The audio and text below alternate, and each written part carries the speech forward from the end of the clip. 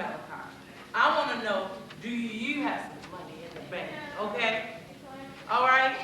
Now, we put these expectations, sisters, and I hit hard on sisters, okay? Sisters, we put these expectations on brothers, and I'm wondering at what point we lost the mindset and mentality of being a team player. I bring this to the table, you bring this to the table, now let's link it up and let's work together. Not you prove to me, you crawl over here on 2 knees, and then I'm going to step on your hands while you're crawling, and then jump on your back and talk about getting up, go faster. That's not fair. And that's setting up unfair expectations and rigors for brothers to have to fight. Brothers! Just can't leave you off there, please. How often do you look at a sister's character before you look at her butt? Well, y'all being quiet now, okay?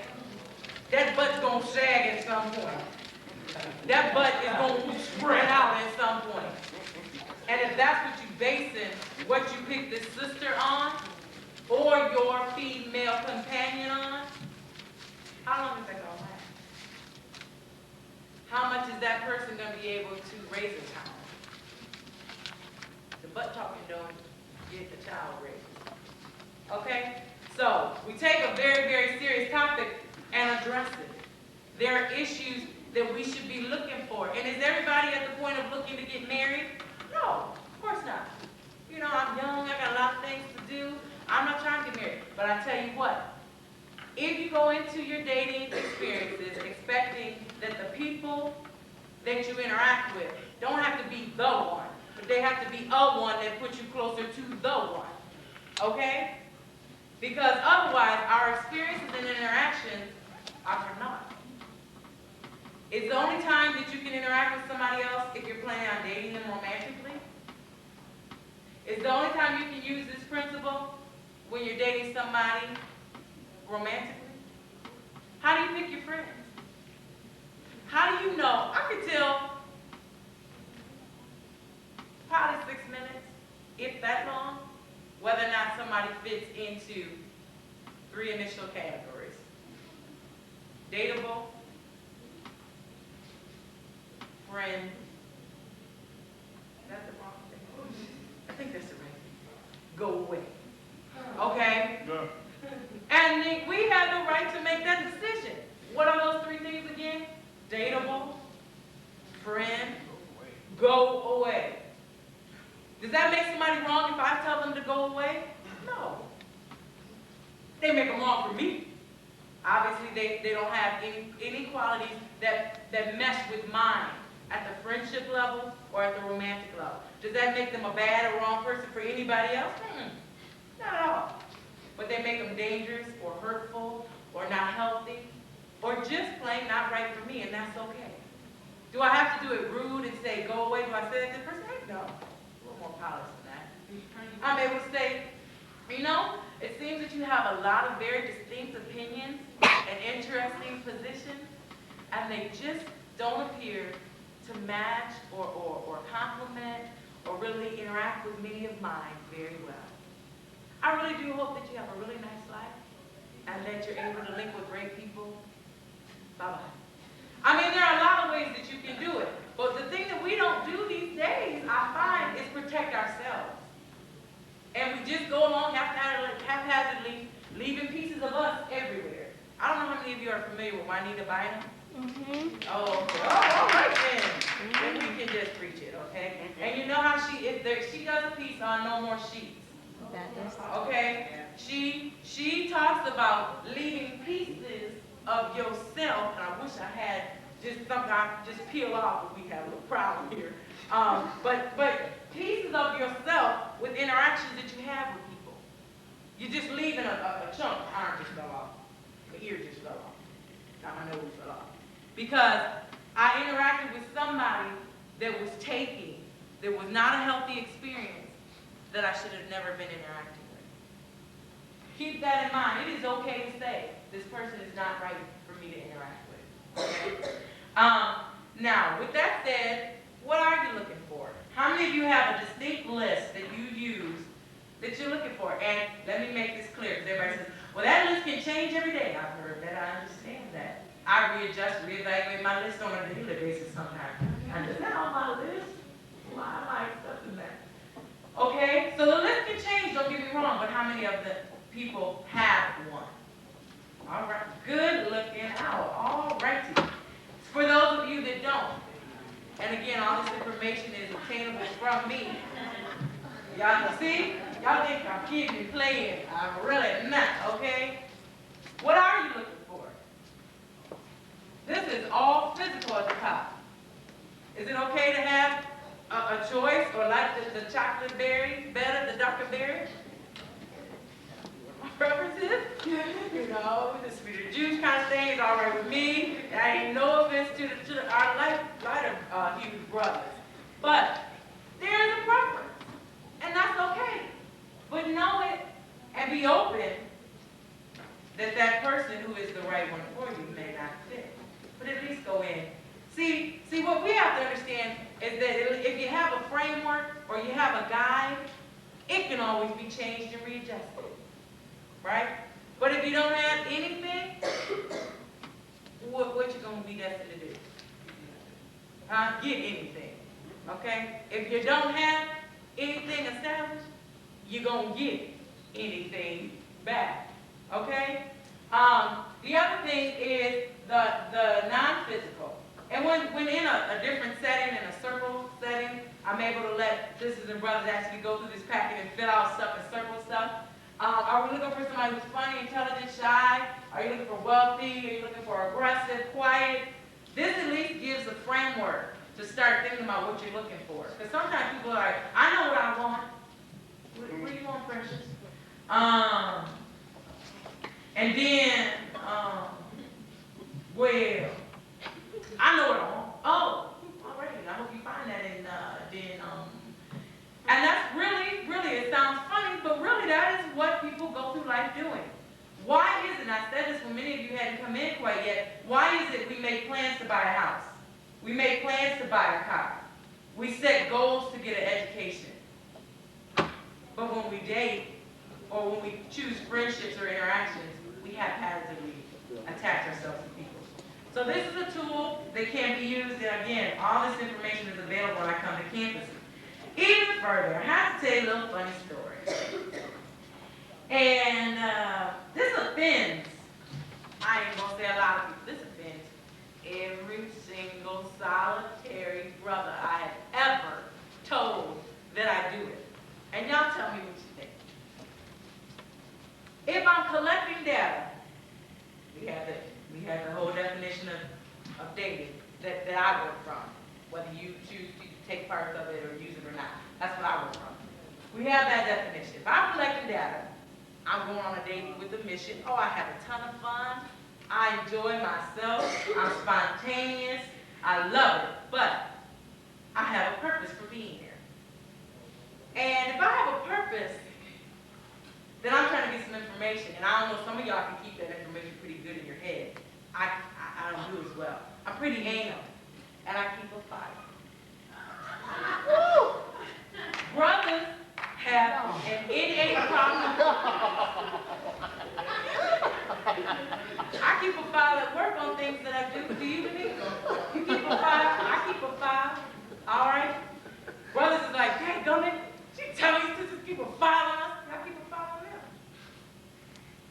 If I'm serious about collecting data, if that's truly the principle I work from, what do I do with the data? I've had brothers say, you have a what on me? Oh, I got a file on you. Are you crazy? My pastor actually tells us, why don't you get a credit report? He's like, get a credit report, get a criminal report, and you're crazy if you're serious about it, brother. I don't take it that far. However, this tool helps. I want to know what experiences they've had through their childhood. Where are they at? Do they know themselves well enough? I want to know, what's their educational background? Can I put it up to see the bottom? It don't say professional references at the bottom. It says professional information. So if I want to know if they got a job, I want to record that information. A lot of folks are laughing and cackling and cooing at this. But I'm telling you, frame of reference for me, before I ever get to the second page, and it's 3 pages long. And a lot of you are like, yeah, well, that's fine, good. She got a man? Yeah, I did. He's an attorney. He's my age. He had a job, he got a car. He's self-sufficient. Did that happen overnight? No, Jesus. No, it didn't. And did it go through a lot of phases and stages where I almost chucked this whole philosophy? Several times. But does this work? I'm here to tell you it does. Okay? And there's also a lot of other reference material I have here that I'll refer you guys to before it's over. Okay? Now, do I take this on a date and say, here's my questionnaire? Actually, the first year I developed this, and again, this is all copywritten material. First year I developed this, I did. It didn't go over. But actually, I wasn't familiar enough with the information, with how to use it, and so it was a development process. Sisters, if you do obtain this from me, please don't take it on a date with you. I can't tell you that part won't work, okay? Now I know. Fill this out, and if I don't like your answers, then you got to get up from the table. I'll pay for my own dinner. Bye. No, that's not the spirit we go into this with. The second page of this packet goes into some a little funny stuff, but a job description, some aspirations, favorites, life passions. There is one point on here that I do want to say whenever you're using this, if you use this or if you choose to create your own. Put red flags on the sheet. When something comes up, don't ditch the person and run, but know what a red flag is. How many of you have in your mind when somebody says something or does something, it's a red flag? Okay? Okay? You keep it in your mind mentally, but literally, finally, when my male friend, finally, he is the only person I've ever let see his file. He was determined to see his file. And he saw it, and he was like, oh, I'll believe you. Like, well, and there's no commentary on these things. It's just factual, okay? And actually, when he got through it, he was like, well, this is all stuff, yeah, that I would have expected you to be able to tell me back. And without that, I wouldn't have had the information. And some of it, the thing that he was like, oh, that whole thing was the red flags on the file. There were red flags because of a conversation we had once that he said it was old English rule mentality to think that people should have to wear a symbol of their committedness to somebody. What?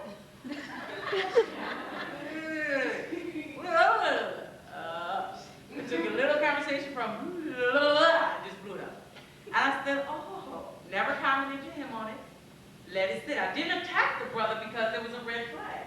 I made a personal note, and I sat on it. We readdressed it and worked it through much later, but it was a red flag. Now I've removed the red flag because the brother understands if we're surely gonna be engaged or married or connected at all.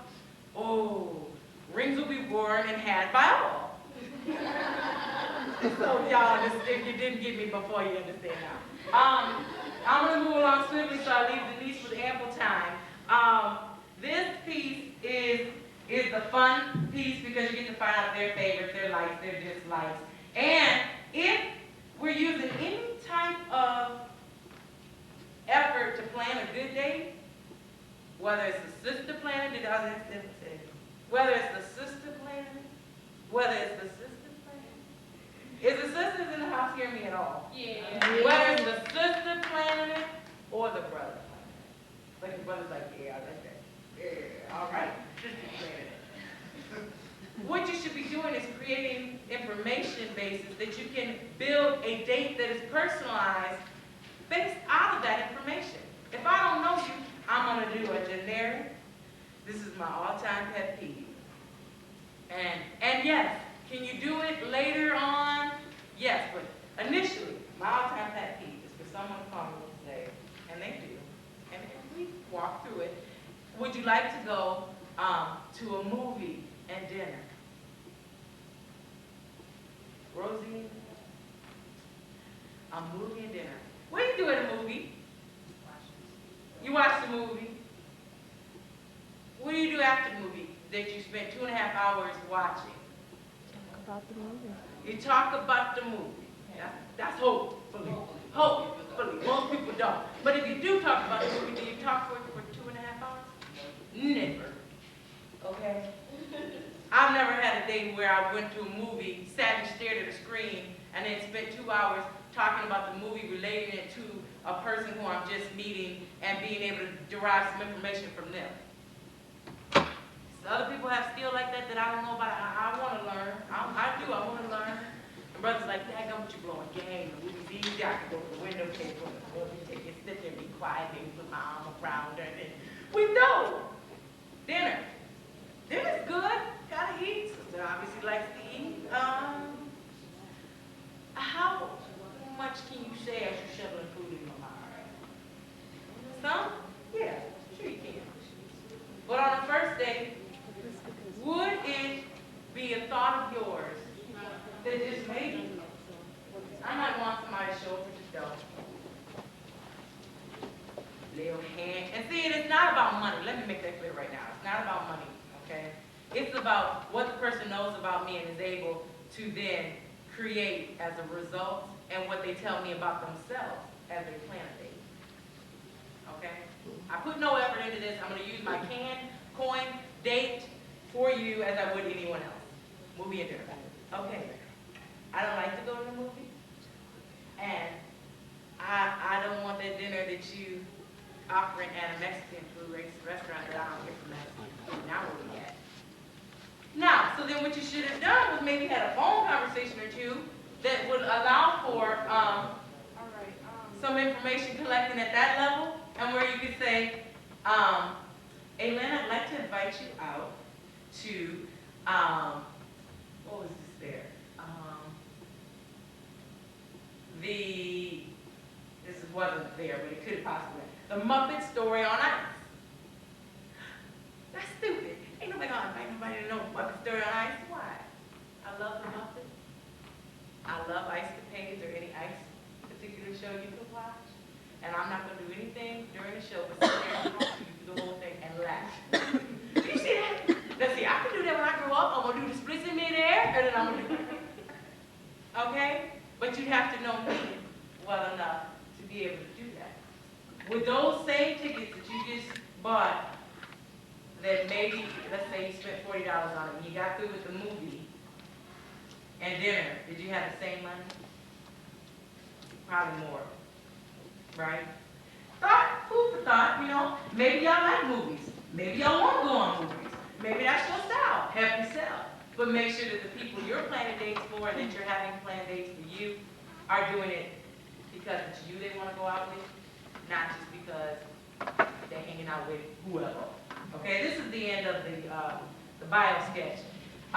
One thing that people don't typically know when they just meet somebody, you, and he say all the right things, and he just, he all that, is look at things that people struggle with.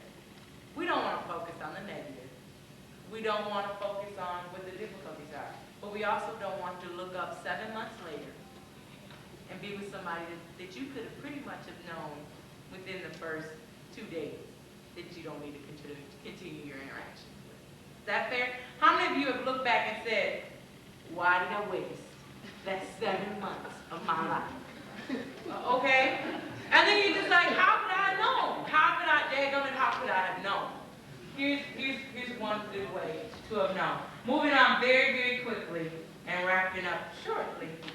The next phase of this is, now mind you, I did say, let me go back to dating real quick. I did say in that dating phase there was any sex involved, right?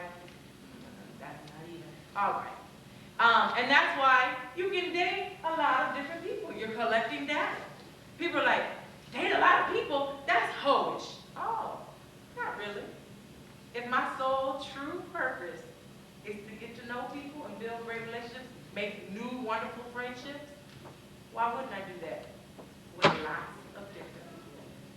However, when we move to the mating stage, and when most people hear mating, they instantly think, well, yeah, that's when the sex comes in, right? That's when the sex comes in. Not necessarily. Mating is the stage that one enters into after the dating process is completed and a single individual is selected to be paired with another. Mating involves extensive communication, vulnerability, trust, and commitment to one individual. struggle with 3 or 4 of these things on this list, okay? So I'm not just preaching to y'all, it stabs both ways, okay? The vulnerability and the trust and the commitment, I don't have that to give to a whole bunch of people at one time, okay? So that's why it goes to the next stage. Do I do it in an upward progression? Yeah. I don't just say, or linear, people have said we really don't think in that mindset, or you can do it ultimately. The beginning of the piece showed you dating, mating, and relating with 3 circles connected, and that really is what the process is. It's the 3 stages connected.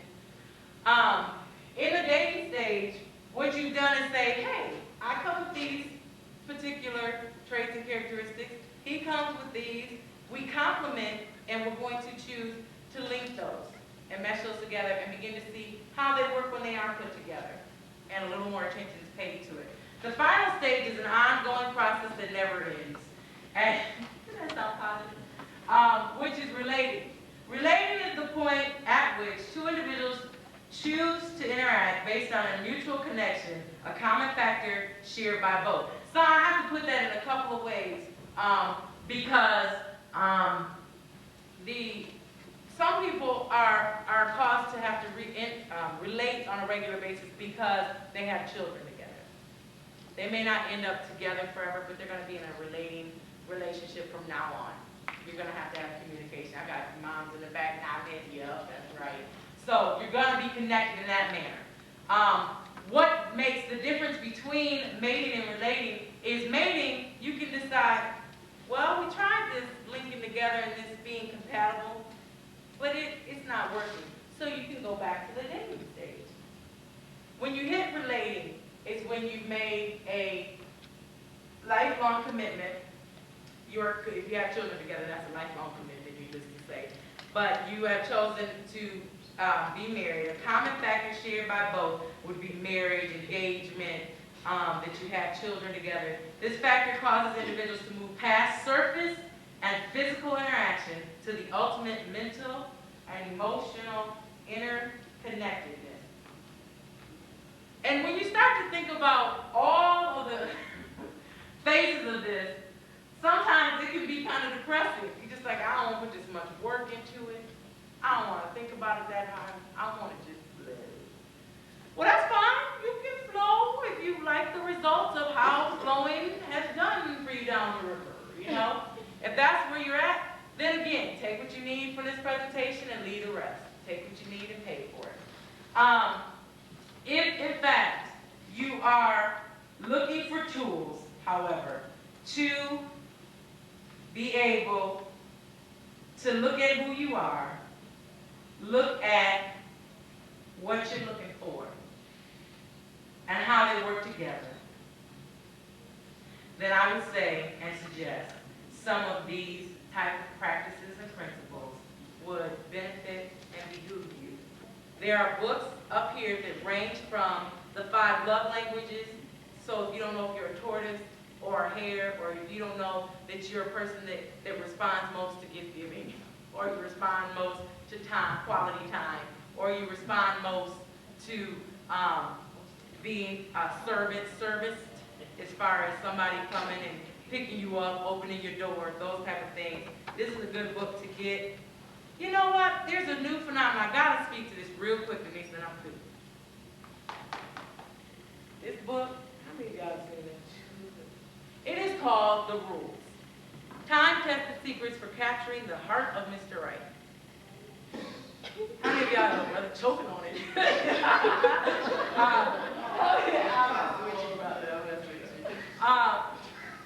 If you haven't seen this has been the latest craze. And you know what? It is the biggest crock of crap in the entire universe. Typically, one, because it's from 2, not that they can't put out good books, but it's from 2 European women that have decided, in my mind's eye, my personal soapbox, I step on it, that they want to teach people how to manipulate, connive, and absolutely play games with each other. If you want to use this tool, help yourself. It may even work. But what you do to get the brother or the sister, you're going to have to continue to do to keep them. Let me say that again. Did everybody hear me? What you do to get them, you will have to do and continue to do and continue to do and continue to do to keep them. So if you connive and manipulate it, set your little traps and contraptions in place to get somebody, that's what you're going to have to do every day of your life. And they say that in this book, but most people miss that. Okay? That's my soapbox on that. There's a cute book, though, that is ignorant as all get out, let me just tell you. It's cute, though. If you're going to have one, you need the other. My sister got these for me because she knows that I do workshops on relationships. Breaking the rules. Last-ditch tactics for landing the man of your dreams. Okay? This one is hilarious because they don't take themselves seriously, okay? And they know what they're saying is just about as crazy as what they're saying. So they take, it's a parody of this. So these two, I think, are best used together, if nothing else, to see the humor in the first. Moving on very quickly, finding the love of your life, 10 principles for choosing the right marriage partner. I'm trying today to give you tools to equip you to move outside of the box that we typically are trained to use on college campuses and then carry it into our professional and adult lives. And that is to haphazardly let people enter and exit your life, taking a piece of you with them as they come and go. Okay? More creative dating. If you aren't the most creative person, I've used this book forever, and it's hilarious. My mother gave it to me as a gift. There are gifts like childish dates, finger painting. I've used it. It's hilarious. It ends up very messy, but it's hilarious. Doing jump rope. It's not about how much money you can spend on a date, okay? It's about how much of you I can find out about on that date. Knight in shining armor for sisters who are trying to really deal with themselves and how they're presenting their package. It looks like it would be one that teaches you how to chase a brother. It's not. Very biblical book that talks about who you are and what you bring to the table. Last couple ones are one called Relationships. That deals with relationships in general. This is what you need to know before you fall in love. This is by a PhD in psychology. This is really good about talking about healthy people, okay? Because sometimes we ain't too healthy, so we can't even identify who else is healthy or not healthy, okay? The last, God is a matchmaker. Some people think if they're Christians, God doesn't want them to have the mate of their dreams. I'm just going to take whoever he gives me, and I'll just be blessed and happy. Amen. That's not it. God wants you to have the desires of your heart, okay? So then that's a book that helps those individuals. A good man is a hard thing to find. It's hard to find. The bottom, however, says, unless you ask God to be head of your search committee. Okay? So that's a good one. Sex, dating, and love, 77 questions most often asked. That's a good one to use also. And finally, this is about bringing out the best in other people. And it's a great tool to use when you're getting to know other people and you're trying to build your base on how you talk, interact, and find out information about individuals. I want to again encourage you, even as Denise comes, to remember these are tools and guidelines and parameters that you can use to help build strong, healthy relationships. And we're also going to have questions at the end for both of us. So if you hold your questions, then we'll get to those. But these are tools and guide rules that can be adjusted and adapted for you to meet your needs. But if nothing else, sisters and brothers, if I don't encourage our African people to do anything else, the one thing and the reason I always teach this workshop at this conference is because I want our people to have strong, healthy relationships. And however you get to that end, I'm fine with it. If you don't have tools, pick up some of these. Find others. I'm not the only one that studies on this particular topic. There are a lot of different ways of doing it out there. But find one way that you attach yourself to and that you ascribe to and use it diligently so that we can end up with good, healthy African people in relationships with one another. Thank you.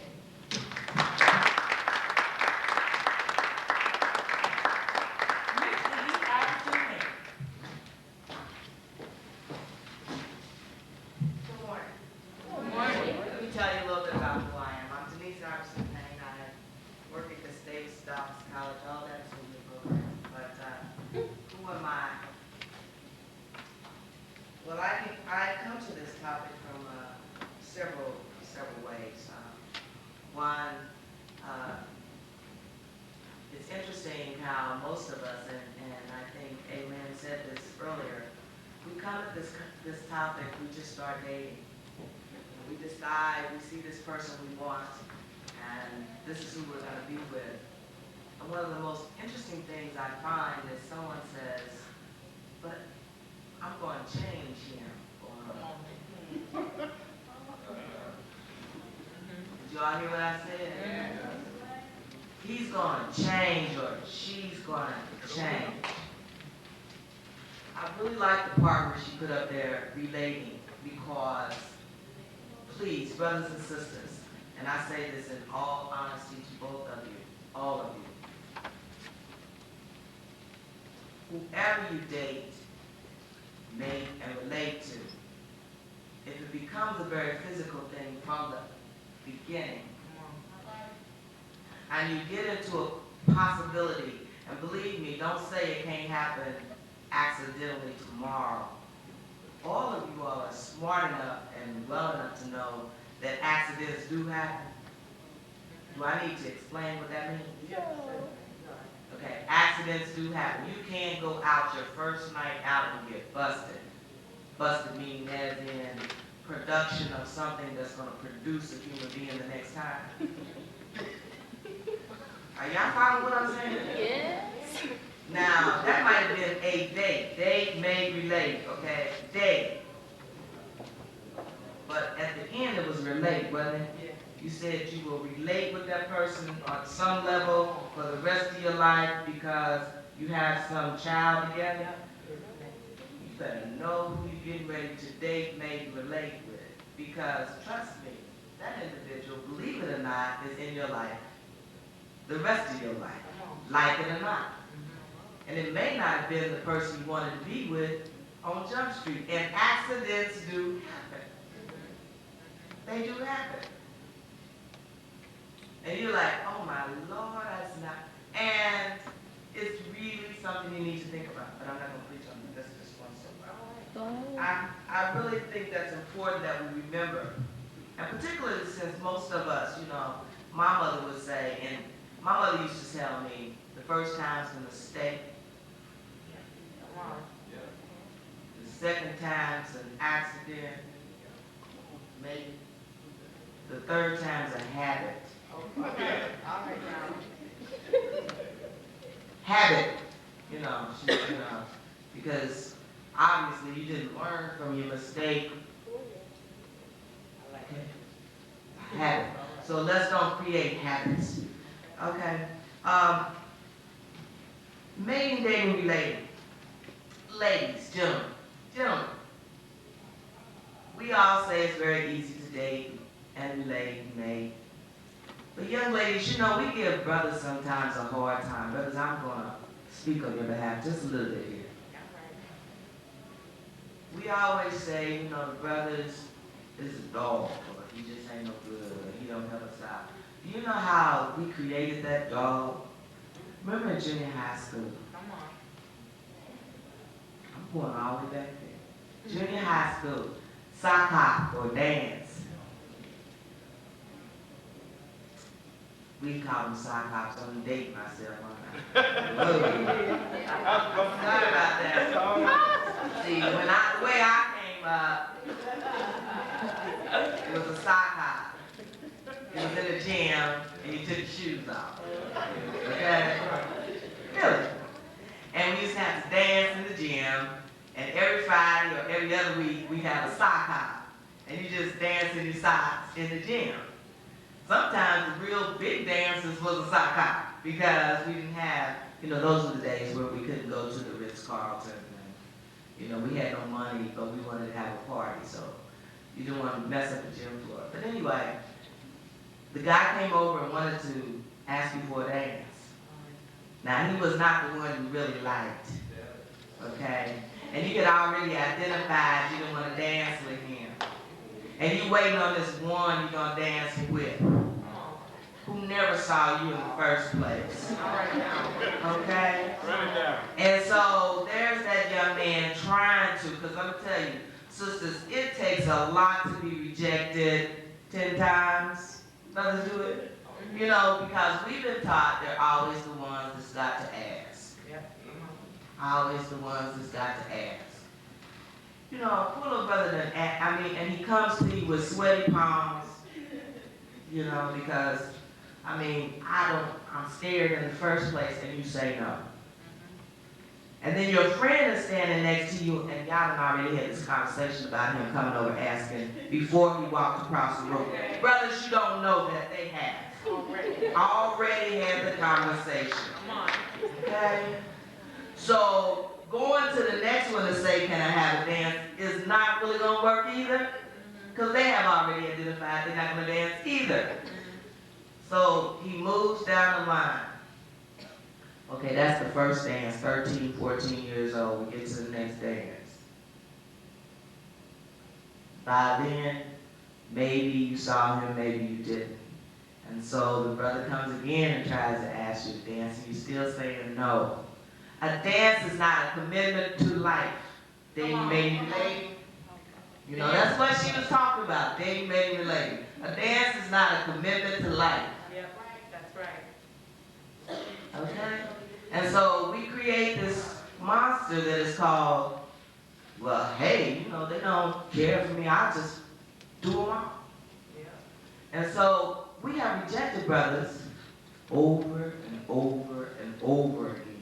So by the time we get on that soapbox where we want this commitment, he's been rejected over and over and over again. And we don't even know that we've done that. It takes a lot for someone to say no to you, and you have to figure out how to manipulate that no and shrug it off and put a shield around yourself and say, I'm not going to deal with that again. It's sort of like R. Kelly's song, y'all know the one. A brother, it takes one brother, one man, something like that, to change a good woman, or just one. What's that song? Y'all know that song. What's the name of it? One man can make one woman hate all men? That's right. Just like it says that one woman can make one man hate all women. So we have to look at that. I didn't come here to preach. I came here to actually give you some tools. So there are a couple of things I want us to look at, because I thought it was wonderful that Amen broke it down about relationships. What I would like for us to do is look at who we are, because unless we know who we are, we can't deal with the possibility of a relationship and what that may mean. There have been many conversations over the years about relationships between brothers and sisters, relationships about why one hates the other, who is disrespecting the other one. I've heard sisters say, I need a BMW, black man with a working, or I need a, all these other kinds of things. I really hate it when the first thing, when I was coming up, you walk up to a person, first thing they say is, what's your sign? I don't know if y'all do that anymore, but that used to be the old one, what's your sign? What's your sign? What's that got to do with the, But anyway, we're gonna look at who we are, okay? So the title of my piece right now is Knowing Who's Right and Avoiding Who's Wrong. Okay? Knowing who's right and avoiding who's wrong. And I would like to start with that because we need to really understand often, as Amen said earlier, we often go into relationships waiting on someone to complete us. Some of you all missed that first part. She said, we go in trying to find our mate who's going to complete us. Complete us is what she said. So, I'm bringing in 50%. They're bringing in 50%. By the time we figure out I didn't like him throwing his socks or talking to me wrong or blah, blah, blah, that's 25% apiece, and all you have is 50% on a relationship. Because you can take away 25% apiece. So now all you have is 50%. So there was never a 100% relationship. So we need to know, what is love? I want to ask all of you, what is love? Have you thought about what is love? Trust. Anybody else? Just throw them out. What is love? What? Friendship. Mutual sharing. What? Understanding. Honesty. Compromise. Compromise. Respect. Respect. Spiritual connectedness. Willingness to make mistakes. Okay? Forgive. Unconditional. All of that is what our physical characteristics of what we want from love. But that is not love. Love, and it's unconditional, and that you started it. Unconditional. God is love. That's what we've been taught. If God is love and God loves us no matter what, who, when, where, how, then we should take that concept of love into the next piece. And so when you put it at a physical plane with an individual, love is a universal concept of joy, not an individual. Okay, now I'm going to get some deep on here. Love is a universal act of joy.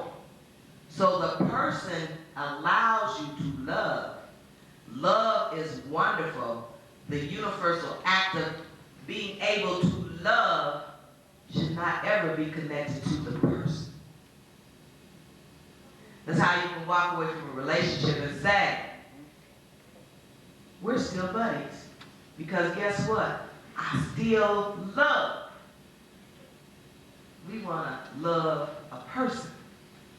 The love is not the person. The love is God's universal act of joy, happiness. Am I making sense to anybody?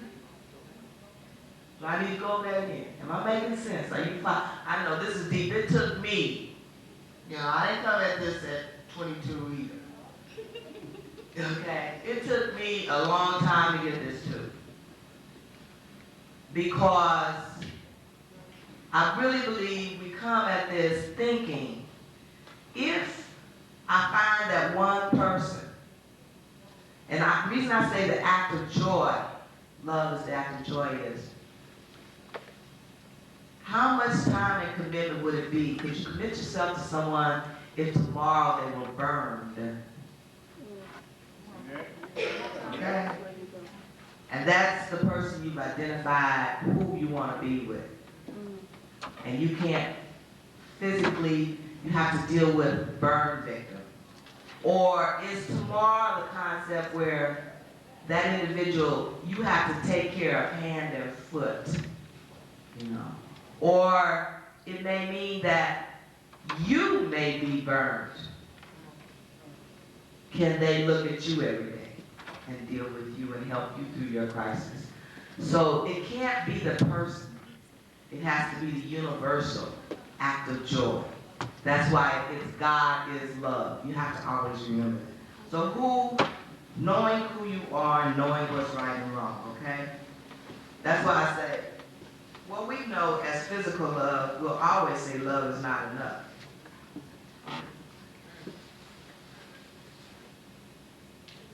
We'll always say love. How? And then we always say love is blind. Or how come, or how could I many of us have an opportunity and continue to choose the wrong partner. And guess what? Once we get into a mindset, you know, Aileen touched on it earlier. Once we get into a mindset that it's the person, you will choose the same kind of person over and over and over again. Yeah. How many of you have had fatal relationships constantly? You can't figure out why. Raise your hand, because I know it's out there. How many of you seem to be dating the same kind of person over and over again and don't know why? Okay. Well, it goes back to you didn't take the inventory of self and then correct one's mistake as one was going along. There are certain things that we like about ourselves, so often we choose and continue to choose the wrong person. Why some relationships don't work? They don't work for one of two reasons. You are the right person, but you are loving wrong, or you are the wrong person. Okay? You are the right person, but you are loving wrong. That's because you and your partner have poor communications habits. You don't know how to create real intimacy, and you don't ask what you want and end up feeling resentful because you didn't get it. You know, you've heard that. If you love me, you know what I want. How many of you all have heard that? Or said it? Oops, my bad. Okay? You don't ask for what you want and end up feeling resentful. If you love me, you know what you want. You neglect the relationship. That is why you are maybe with the right person, but you are loving wrong. That's a possibility. Okay. Now let's look at the other reason I mentioned. You are with the wrong person. Okay? Your love or lifestyle is incompatible with your partner's. You know, a lot of people didn't like this concept of planned marriage. You know, there was a time when people used to identify who would marry whom. And, you know, in some ways, it had its virtues. When parents would say, you will marry this person, instead of falling in love, because they were looking at concepts of compatibility and lifestyles. Let me give you an example. If you come from a family concept where family is really important, and let me talk about that, where you know that you like hanging out with your buddies, your parents took you to see your first cousins, second cousins, everybody was in the house, you all dealt and had a big family relationship, blase, blase. That creates extended family and creates a concept where you understand family. But some people come from a family structure where the mother and father loved their children so much they kept them under their breast and wing, not extending them to other members of the family structure, meaning aunts, uncles, grandparents, etc., and lived in an isolated environment away from that structure. So when those children grow up, those children replicate what they were taught. Parents thinking that they will come back to them, but they won't, because what they know is a nuclear situation, not an extended family concept. Okay, so you put an extended family person with a person who's used to a nuclear family, and you got some problems. That's why aliens' concept of no characteristics are very important. Because what happens in the long run? Maybe the person you're with doesn't like that you always want to go to your cousin's house to the big picnics and parties. They just want to be at home with you. So you have to think about those things. You are with the wrong person. You do not share enough common values and commitments. Your partner has fatal flaws that make having a successful relationship impossible. Or you can't give each other enough of what you need. Whom you choose to love is as important as how you choose to love. Remember that.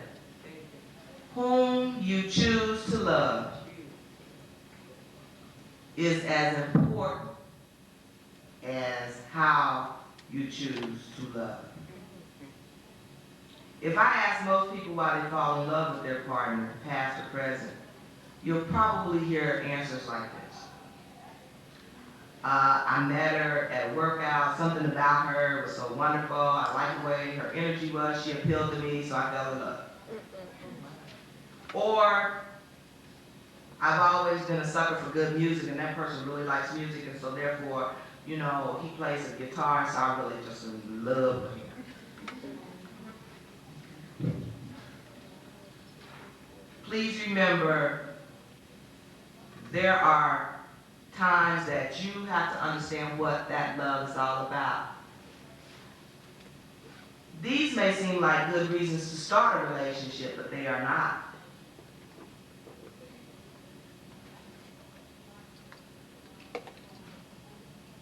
Most people put more time and effort into deciding what kind of car or video player to buy than they do into deciding whom to have a relationship with.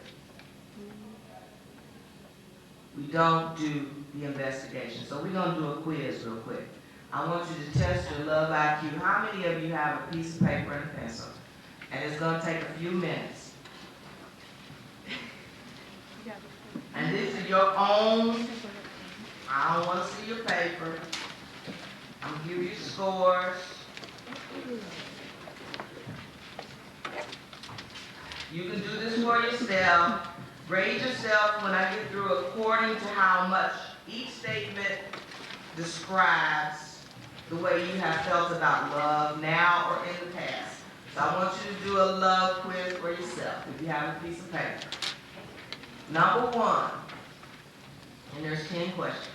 If my partner and I really love one another enough, none of our problems or personality differences will threaten the existence of our relationship.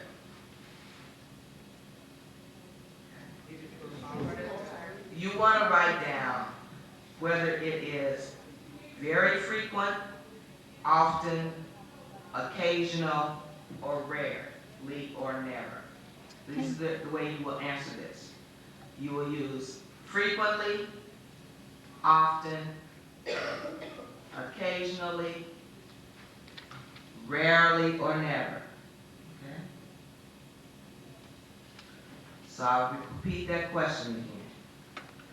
If my partner and I really love one another enough, none of our problems or personality differences will threaten the existence of our relationship.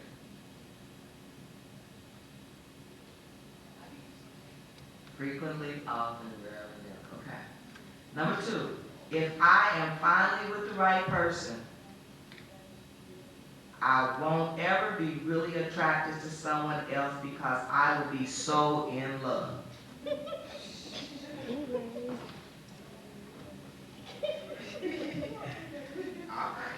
If I am finally with the right person, I won't ever be really attracted to someone else because I will be so in love.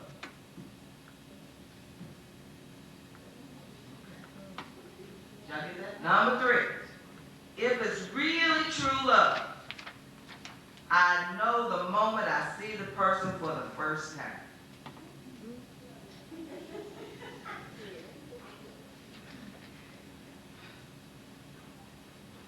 Okay. Number four, the right relationship will always be interesting and exciting. The right relationship will always be interesting and exciting.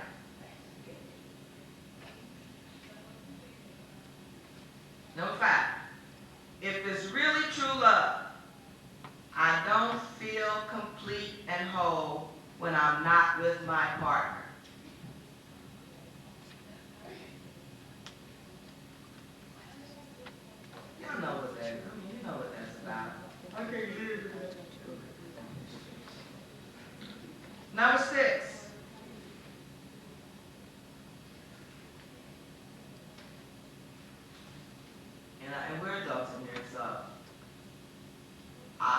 that when we're talking about partnerships, there's a concept of understanding that if you're not at this level yet, you can't answer this question.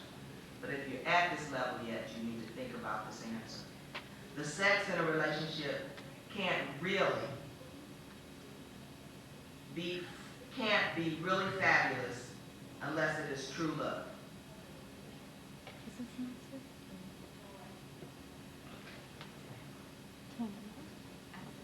Hopefully most of us are not doing that, but if you are. All right, number 7. My perfect partner will give me everything I need and will fill in all those empty spaces in my life. I won't really need anyone else.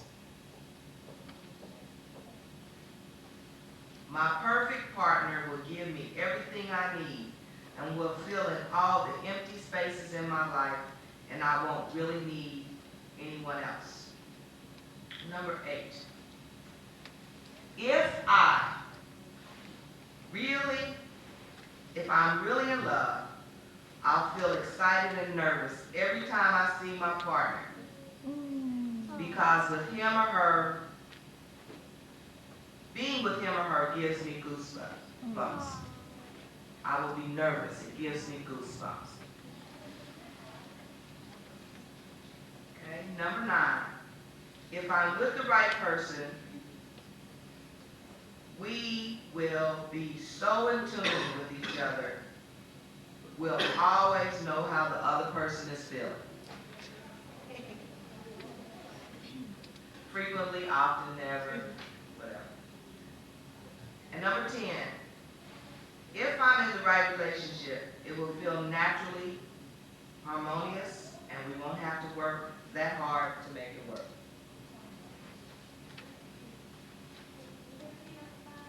Number 5, if it's really true love, I won't feel complete and whole when I'm not with my partner. Okay? Now you can score your own sheet of paper. For every very frequently, give yourself 0 points. For every often, give yourself 4 points. For the occasionals, give yourself 8 points. And rarely or never, give yourself 10 points. Now, I need to caution you. Most of you probably took this quiz from the perspective of how you think you should feel about love and romance, instead of being honest about how you actually felt in your past, or how you felt in the relationships when you were dealing with them. So you need to know that you might have filled this out based on how you think you should feel, or what you think you're in. Okay, then now total your points.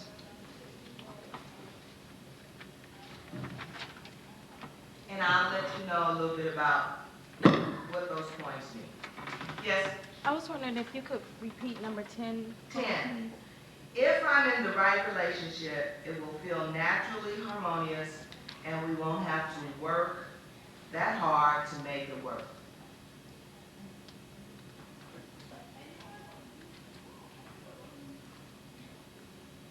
If you have 80 to 100 points, congratulations. You have a high love IQ. You are realistic in your understanding of relationships and realize that love is not enough to make a relationship work. It takes communications, compatibility, and hard work. To avoid future problems, work on those areas in which you have a low score. Okay. If you have 60 to 79 points, your love IQ isn't bad, but it could be better. You are still letting your romantic ideals and fantasies determine your attitudes about relationships. Okay? Pay more attention to how you feel and not to how you want the relationship to look. And don't be so afraid of conflict. Many of us are. cannot really get to the nitty-gritty and talk through a process. Okay? Remind yourself that true love doesn't mean things have to be perfect all the time. And that's really important because that's the heart of many things, but I'll get on that in a minute. No, let me back up just a minute before I go on. What I've discovered is people have problems even with just friendships. We're talking about dating, mating, or relating, and we can't even have platonic relationships with one another. And one of the problems with that is because the minute conflict comes in, everybody runs. We can't even, and I will tell you, my best friends are the ones that grab me, sit me down, counter everything I'm dealing with. Everything. Get me told quickly. Quickly. Send me with my tail between my legs back to where I came from. Pissed. Okay. And then my heart of hearts, I have to go back and say, out of love it was given. I cannot be angry. Because people who care about you will tell you the truth. People who don't care about you will let you keep acting crazy. And we forget that. So if somebody doesn't agree with us, we have conflict, the relationship's over with. I'm going to give you an example. I have a friend who burnt me really, really bad. And I mean really, really burnt me. And she didn't know what friendship was all about, but I valued her as a friend. I let her sublet an apartment from me to the tune of a $2,500 mistake. Now, out of all sense of embarrassment, and we've been friends for 8 years, I thought the relationship was more important than that. She could never look me in the face. I kept going to her house. And I went, sorry, and I said, you can't run away. We'll deal with $2,500 relationship that later. Right now, I don't need to beat you up. See, I didn't need to tell her she did me wrong. That's why she couldn't look me in the face no more. You have to understand what relationships are about. You will do for yourself what you need to do. There's something in us, if you have any love in your heart, that will give you that mechanism. And she could not believe that I still wanted to be her friend. Now, the average person would have been cussing, fussing, don't want to talk to her no more, putting her name bad on the street. Girl, do you know what she did to me? She ain't worth 2 cents. So, conflict, we need to understand, and I just wanted to add that. If you have 40 to 59 points, warning, warning, warning. Your love IQ is dangerously low, but you probably already know this because you have been hurt so much in relationships. The reason you continue to be disappointed in love is that you don't pay enough attention to whom you are with. You put your partners on a pedestal and are more in love with love than with them. If you want to stop suffering and be happier, you will need to make some major changes in the way you choose and behave in relationships. Okay? If you have 0 to 39 points, your love IQ is so low that you are guaranteed to get your heart broken over and over and over and over again. And the reason for that is your love life needs immediate attention. Okay? It's time to grow. I want to do a couple more points, and I'm going to let you all ask questions and Joe interject, because as I said, this is not a sister show, bad mouth kind of thing.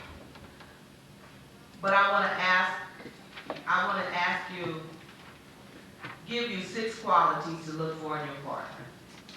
because I promised you how to identify your mate. You should really be looking for someone who has a commitment to personal growth. Not yours mostly or necessarily, but to their own as well. There should be emotional openness between you. Or that person has emotional openness. That person should have integrity. What is integrity?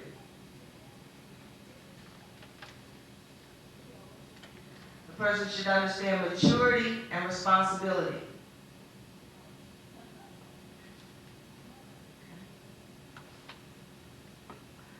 High self-esteem and a positive attitude toward life. Alien talked about red flags.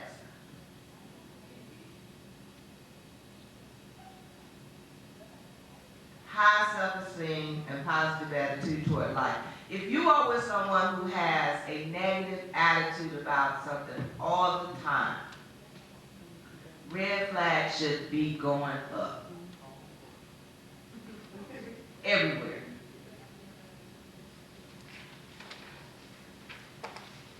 You need to have a positive attitude. The key to choosing the right partner is to look for a person with good character, not simply a good personality. That's what I'm trying to get at. Yes, Good character. The strength of character, not just a good personality. Okay? I would like to just add one last thing. I think Amen really hit on it, and I think this is really important. You should really also value one another's life. When you really get to that part where it's mating, dating, relating, you should be more happy about what the other person is happy about than always it gets beyond what you need. And creative, fun things are important. My sisters hate going out with my boyfriend and I because they say we're silly, which we probably are. And I think the reason we have come to that is because we're both very responsible people who have to do a lot of things and work very hard, and every day we're on account and everybody's looking at us, and we have to do. So the only time we have a chance to have fun and let our little child, because all of us have a little child. You don't know what a little child is? There's that little side inside of you that needs to act crazy sometimes. All of us need to let that out sometime. And if you got a partner you can do it with, this really makes for a good relationship. So we both let our little child out. Sometimes just dating might be going to a biker bar and both of us playing pool. I know that sounds crazy for a lot of people, but the people in the place has nothing to do with it. The date is us. And how we relate and bounce off of each other. We can literally go dancing with nobody in the room under the age of 65. Because it's not about who's in the room, it's about. And you'll find out it makes you work harder because you have to keep talking. Instead of having distractions from the environment. And I think that's what Amen was getting at. Too often we take distractions from the environment instead of making the relationship work between us. And so that's what's important. I'm gonna move on so we can have questions and answers. Joe, you pass it to Ann. Just a couple of things. There's a book that I always refer to, and it's a book that helped me to overcome some of my own personal shortcomings in relationships. It's called Single, Married, Separated, Life After Divorce. And the reason I said that is because I've been divorced. And the book defines a state of singleness as being separate, unique, and whole. It's a book by a pastor named Miles Monroe from the Bahamas. And you can't bring yourself into a relationship with someone if you're not whole. And if you're a whole person, you're not going to select half a person in a relationship. And so the focus should always be on developing who you are. And I always approach that from the frame of mind of who I am in terms of my own personal relationship with God. Because that defines me. Race doesn't define me. Ethnicity doesn't define me. Culture doesn't define me. My education doesn't define me. Where I grew up and was born in doesn't define me. Those are attributes of me, but those don't define me. I'm defined by how God created me to be. And there's no other complete definition for me. And so I seek that out. And in finding that, you get to is there a marker up here? Yeah. Do the math. Simple math. I just shared this with two sisters. If you take 0.50, you say you bring 50-50 in a relationship, take 0.50 and multiply it times 0.50, what do you get? 0.25. So if you bring half to a relationship and she brings half to a relationship, all you got is a quarter of a whole relationship. And that's simple math. The important thing is, and this is what I want to share with you, is understanding that you bring something natural, more than just your culture, your ethnicity, your place of birth, your geographic area, and all those other attributes. You bring something quite natural. And there's something that a mentor of mine shared with me, and as it began to sink in, it began to affect the way I understood how I was raised as a male. Among all species of animals, particularly mammals, there is a male natural trait and a female natural trait. And you can see this in almost every species. In many animals, the male has to do something in order to get the female's attention. And what it demonstrates is that males have a naturally, biologically exaggerated sexual nature. And females have a naturally latent sexual nature. Now, we live in almost in the 21st century, and society has kind of tried to change some of those things. But basically, you can't change nature. And if I can be, I'm not going to be graphic with you, but if I can be plain and simple with you, when two people come together, oftentimes they come in today's society, they come together for a particular purpose. A lot of times, in fact, it was defined to me a long time ago as the modern phenomena of professional gigolos and prostitutes. Because a brother says, as Aylin pointed out, let's go out. Just met you at work or at a club or something. Let's go out. Let's go get something to eat. Let's go to a movie. I mean, it might take you to a nice restaurant. You know, y'all in 5-10 years, you can be professional. You can be making some good money. You can go out and spend $100 on an evening. Take out to a nice restaurant. Go to a movie. Go dancing. You might spend $250. What's the point? Let's be real. What's the point? The point is to get to bed. You might have done better to give her the money up front. Okay. Save all that other time. Make it plain.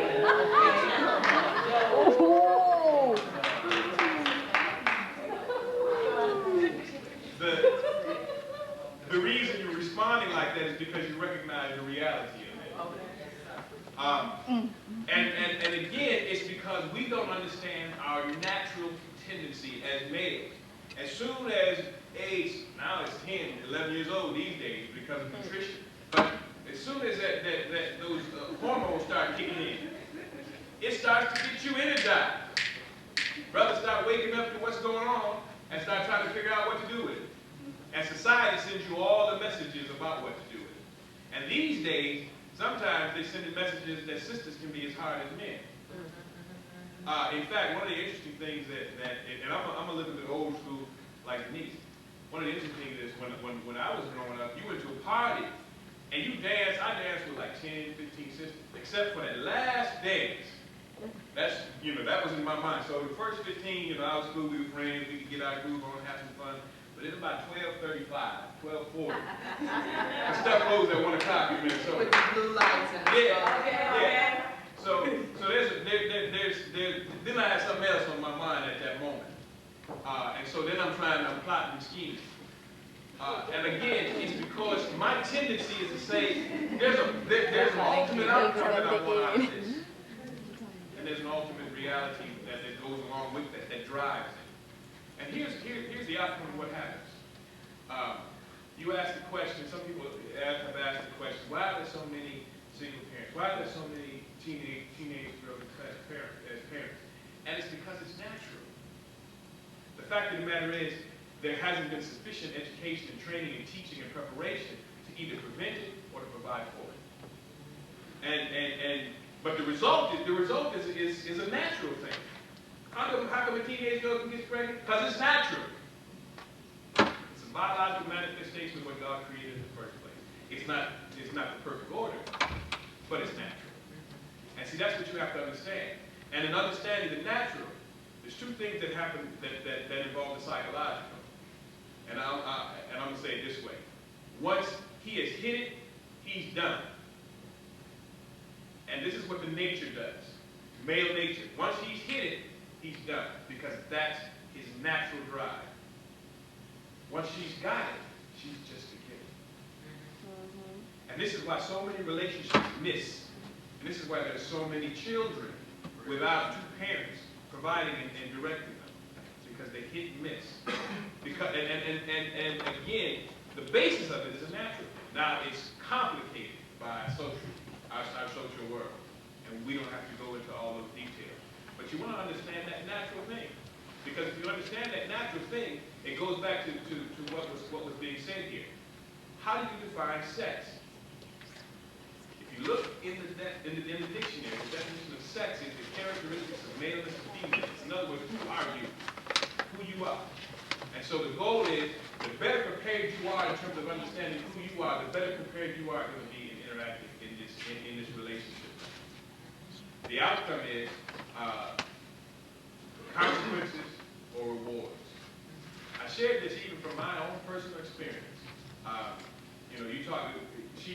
Denise just listed 6 things that are important in a healthy relationship. And I said, that's my life. And I'll give you the illustration. This has been a busy month. My wife is very active in church. She's involved in several ministries. And her job took her out of town this week, and we knew that 3 weeks ago. I knew that this month was going to be a busy month for me in terms of my responsibilities in my church and a couple of community things and the things that I do at Augsburg and the programs that we have. I knew this was going to, being down here at the conference, was going to take a lot of my time. And she was going to be gone all this week, so we planned a vacation. She flew in last night. Right now, she's asleep because I know that she needs rest. And I have a responsibility to be here. And so she's relaxing at the hotel right now. And this evening we're going to take off, and I got a preacher to lose tomorrow, and we're going to stay up there a couple of days with this kid. And some of that, and all of that took planning, all of that took communication, all of that took coordination, all of that took effort and work. All of that took understanding each other's responsibility schedules. And something that one of the questions that was asked that we were listening to earlier said that, is that person going to be all you need? You know, that's one of the most malicious things I've ever heard. That's a fallacy. If that person is all you need, then the rest of y'all might as well die off as soon as I find mine. And the fact is, and we've talked about it before, and I said it to you yesterday, I am because we are. If we are not, I could not be. I need each one of you in order for me to continue to grow. In order for me to continue to be healthy as a man in my relationship with my wife. And all of that is about understanding who you are from its very nature. The reason I threw that nature out is because there are certain things that drive you. If you don't understand that, you're going to get confused about how you act. And you're going to end up with more consequences than rewards for your behavior. That's all. Questions and answers. Or Wanted to give it up for Sister Denise and Joe.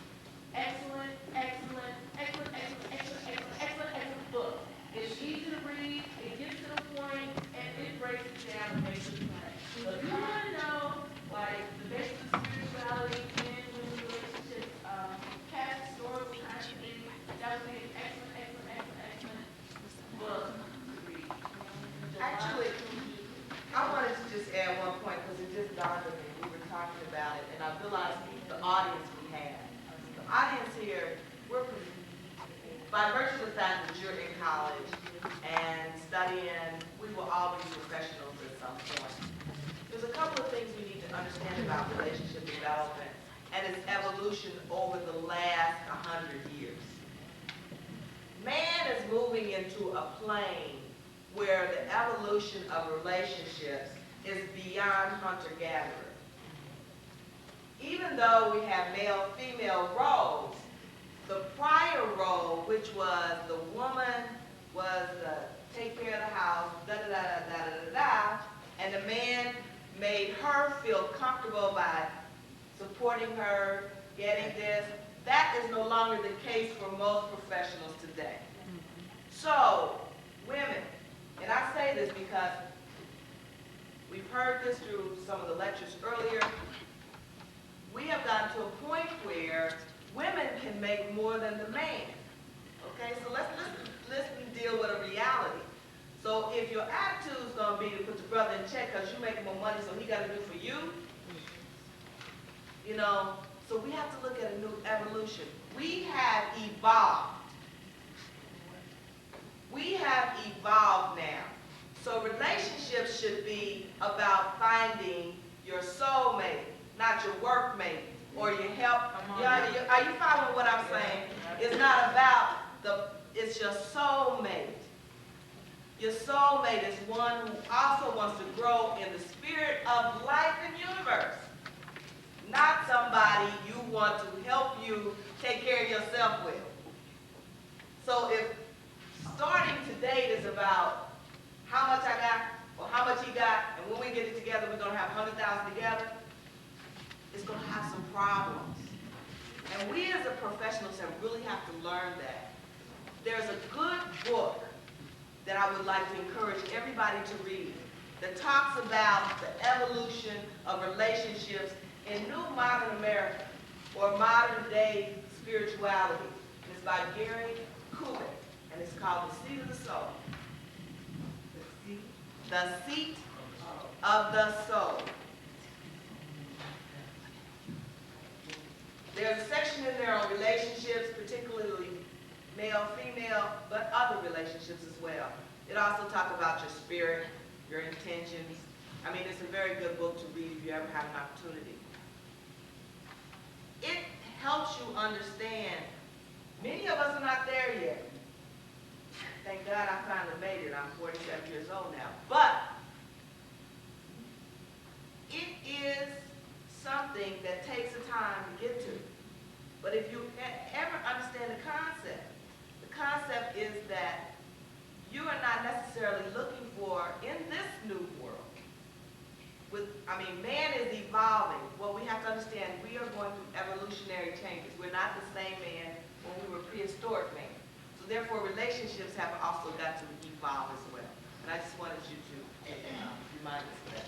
Questions? Miss Rosina. I just want to kind of piggyback on what she said. You know, usually when we go full circle and we examine our history, we find out we were great people. And if you go to the library and read about hunting and gathering societies, you will find out that the woman did not, in fact, stay in the cave. You will find out that she was responsible for 85% of the food, gathering, going out, killing animals, going out, picking berries. If you read about hunting and gathering society, you will find that women owned land and built houses. You will find out that if a woman was being abused by her husband, that the women and the men in the camp, in particular the men, would pull that brother away from that woman and beat him and send him back acting right. So coming full circle often involves actually looking at your history. I dare you to go in the library and look up hunting and gathering societies. The oldest ones that they are found are the Kung, and they're black. Thank you. Next question. I have just a few comments and then a question for you. And just to piggyback on what you said, I believe that it's important that you know yourself before you can give yourself to anyone. You have to know who you're giving that person. You invite someone into your life because you want them there and not because you need them there. Yes. And when you find yourself in a relationship with someone that doesn't let you be who you are, and it's changing who you are, then that's not the relationship that you need to be in. Now, my question for you is, what do you think about people who say, you can't help who you fall in love with? You know what? I meant, I meant to redress that when I sat down. I made a couple notes when Denise was talking. I don't believe in falling in love. I don't believe in that.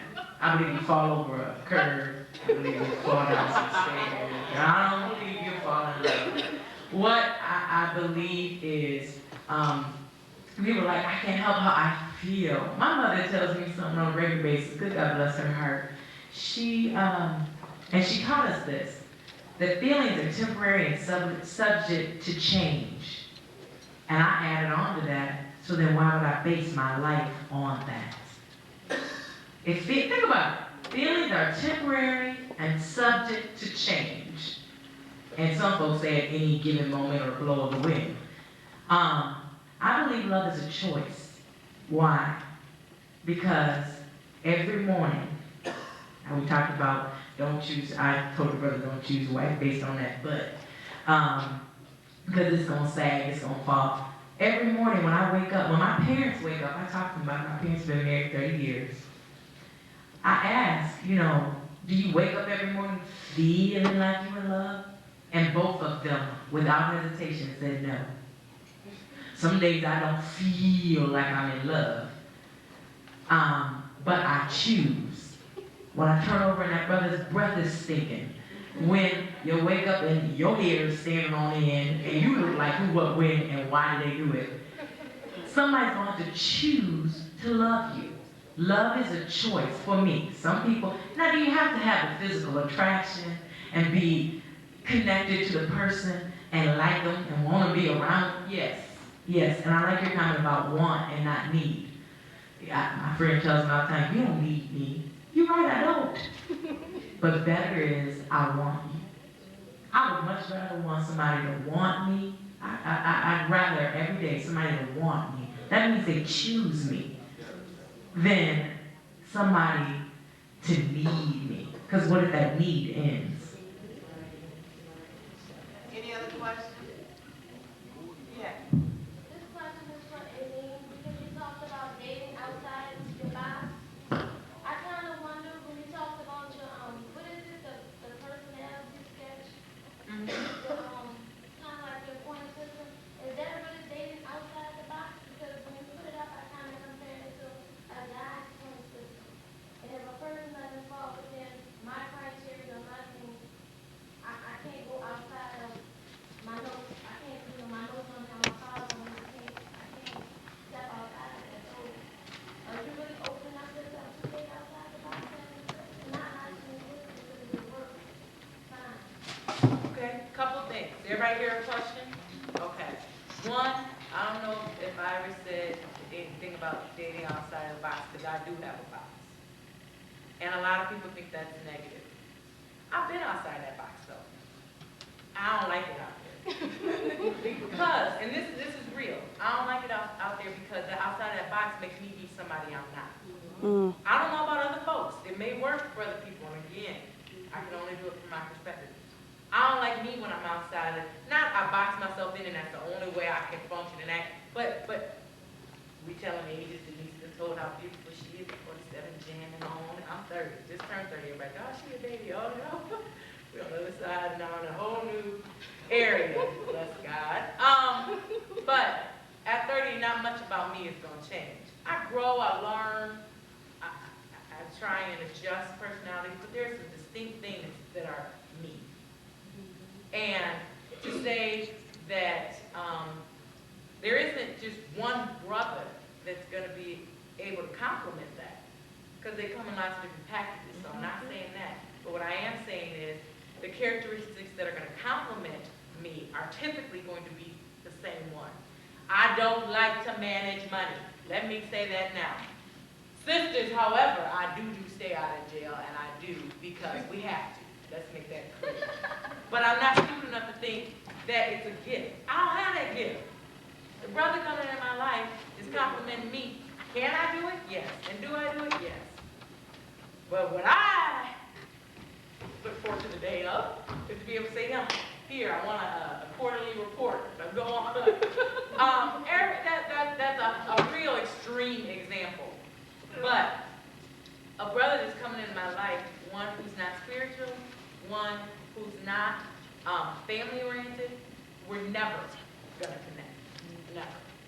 And so that does lock me in for some of what you're saying. Does that answer your question?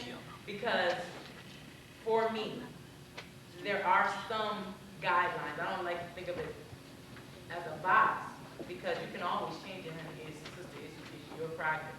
But I just know what happens with me when I get outside. Does that answer for you? Yeah, I guess so. But I was just thinking, I mean, we all have our personal strategies to work, and we still working with us. So if David called and said, "Isn't that what to go out with the time?" Well, we check the box. Have I gone out with David already? I mean, is this the first? Yeah. And I know something about David, and I'm. Because I guess I just kind of think it takes away from just learning the personal relationship. Well, if I've been out with David and David is falling into where I'm in the dating phase and we're still dating, sure. I'm always open to learn more. That's my whole goal in interacting with anybody. So I always accept the date. I love it. I love it. I love folks to be able to just call and say, come on, let's go hang out. All right, I'm there. Cool. Am I going to learn something from it? Sure. But am I saying that, come on, Denise, that I can't go out with that individual anymore? Not if I'm in the dating stage, no. That's always open. Am I going to still glean some information from it? Mm-hmm. Actually, when you're dating, you're not necessarily trying to find a partner. And that's what she's really getting at. It's just to have fun, enjoy yourself, find different kinds of personality types. Believe me, Joe touched it, but we really didn't tap on it. But all of us have an aura and sense that go off of us. See, we're animals, okay? When we're in the dating, mating phase.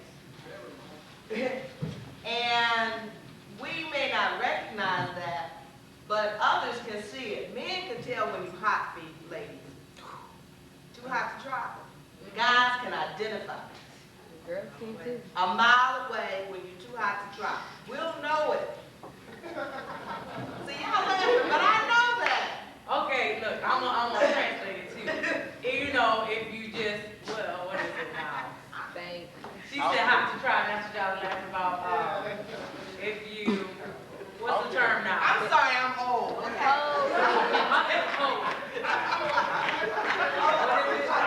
Out there. If That's you just out fine, there. it's a fight. Okay.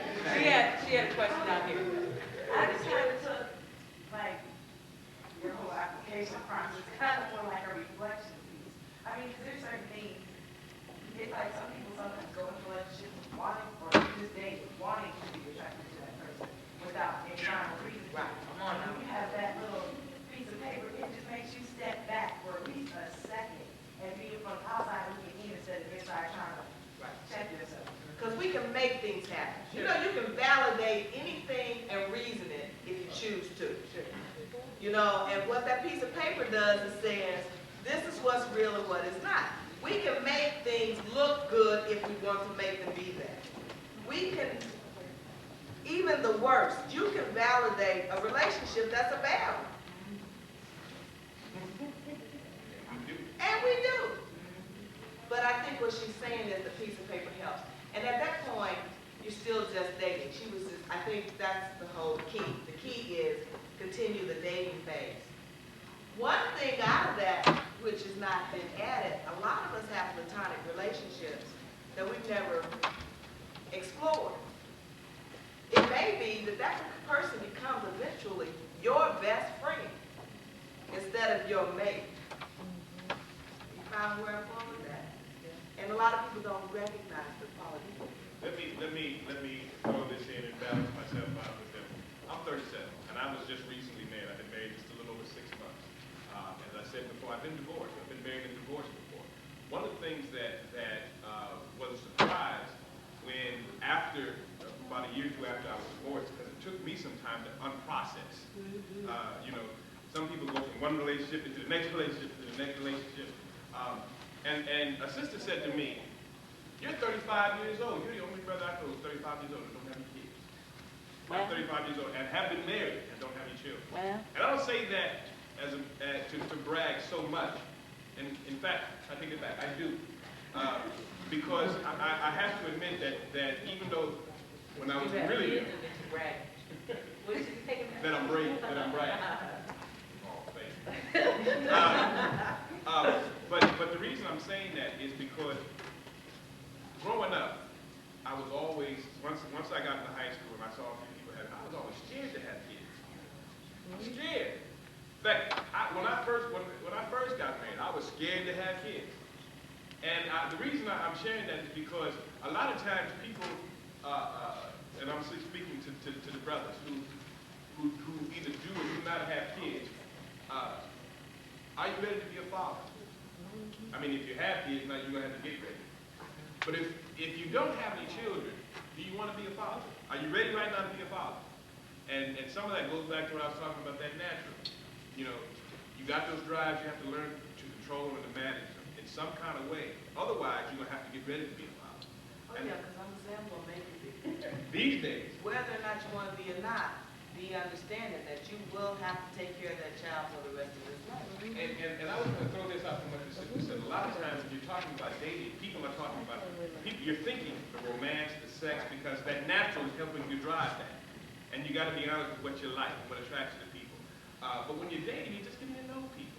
And if you can back off from these natural drives, this sexual thing, this romantic thing, and just say, let me get to know another human being. Let me take the time to get to know another human. And it doesn't have to be about anything, because you don't know what the relationship is going to end up to be in the first place.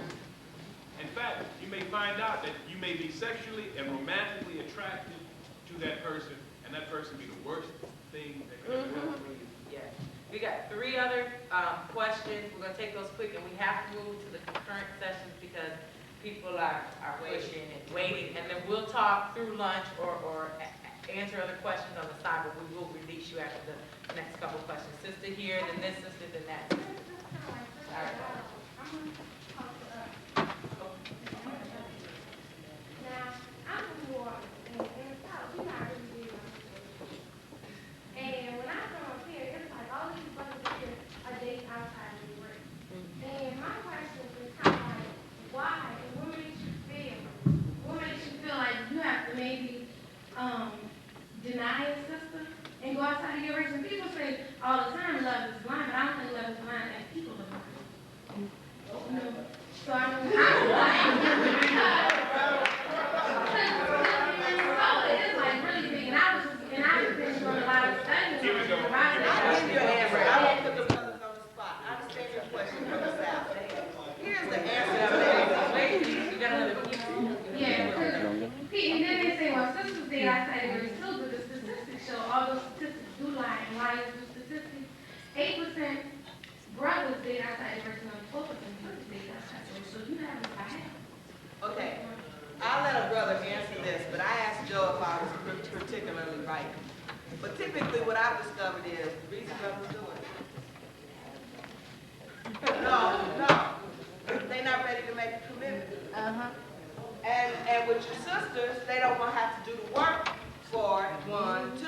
They don't want to get involved where it's got to be something they got to really think about. And with them other folks, they don't give a kid. Now, but then they get caught up. I'm just telling you the truth. Now, that's where I've had some of the brothers explain it to me, but I'm not. Okay, excuse me, everybody. I just got another cue, and unfortunately, what we're going to have to do, and we know this every time. What we will do, however, is release those that are going to concurrent sessions. Joe and Denise and I will stay here and we'll answer any other questions, but please look at, you need to complete your evaluation forms. They're taking those at the back of the room, and all of your concurrent sessions are listed in your yellow forms. Thank you for coming, and I apologize that we weren't able to continue the session, but we will have these conversations down front. We'll be around, but you are released. Thank you. Yeah. Yeah, but you released to go to the other session. Will you go tape Cuckoo and them? They just said Contessa or Duke?